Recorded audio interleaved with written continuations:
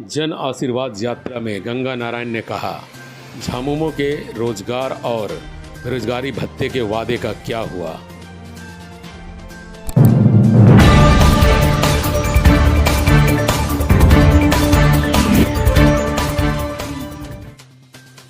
अपने जनसंपर्क अभियान के तहत गंगा नारायण सिंह भाजपा प्रत्याशी जन आशीर्वाद यात्रा कर रहे हैं।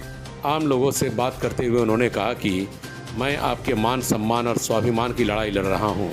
उन्होंने झारखंड सरकार से यह सवाल पूछा, जब झारखंड में महागठबंधन की सरकार बनी थी तो रोजगार और बेरोजगारी भत्ते को लेकर कई वादे किए गए थे, क्या हुआ उन वादों का। आइए देखते हैं और क्या कहा उन्होंने। इंडी गठबंधन के सरकार ने जिस तरह ठगी किया, इसलिए नौजवान जगे हुए हैं और नौजवानों को मालूम है कि उसने ये बेवकूफ़ किसने 2019 में बनाया।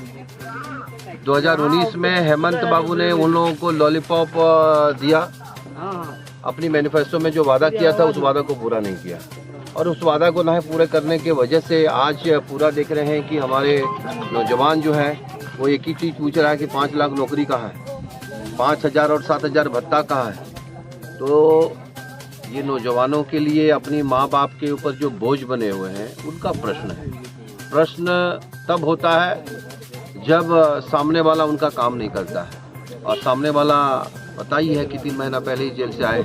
जिस प्रदेश की भ्रष्ट मुख्यमंत्री जेल से जाकर आया हो उसे यहाँ का नौजवानों पे क्या चिंता करेगा। नौजवानों पे चिंता करना हमारे हेमंत बाबू का कभी भी उनकी पॉलिसी नहीं रही है। यहाँ की नौजवानों की बढ़ती उम्र को और बढ़ाने का उसका नियत रहा है और झारखंड को जो दिशा में लेके गया, जो संसार किया उनका मान सम्मान का, आप सब देख रहे हैं कि स्थिति क्या बनी। आप क्या नौजवानों को कहेंगे? नौजवानों से यही कहना चाहता हूं कि आपने तो सभी को बारी बारी देखा, अब एक बार गंगा भैया को देखना है। भारतीय जनता पार्टी ने मुझे अगर टिकट दिया है, आपका प्रत्याशी बनाया है, तो मैं बार बार कहता हूँ कि प्रत्याशी मैं नहीं हूँ, प्रत्याशी आप हो। प्रत्याशी यहाँ भारतीय जनता पार्टी के कार्यकर्ता है, जनसंघ के नेता है। मैं तो एक निमित्त मात्र हूँ जो मैं काम करने आया हूँ। यहाँ अनेकों ऐसी समस्या है जिस समस्या के साथ लोग जूझ रहे हैं, उस समस्या को निदान करने के लिए और सरकारी जो सिस्टम है उनको चलाने के लिए गंगा भैया को आना बहुत जरूरी है और आना ही चाहिए। क्योंकि मैं खुद भी कहता हूँ कि गंगा सिंह जितना मेहनत करता है, जितना मेहनत किया है, शायद यहाँ कोई एमएलए या मंत्री मेहनत किया होगा या करेगा भविष्य में। क्योंकि यहाँ लोगों को कुर्सी चाहिए, जनता नहीं चाहिए। जनता चाहिए वोट के लिए, बाकी 5 साल चाहिए कुर्सी। तो मैं यहाँ तो जनता के लिए आया हूँ।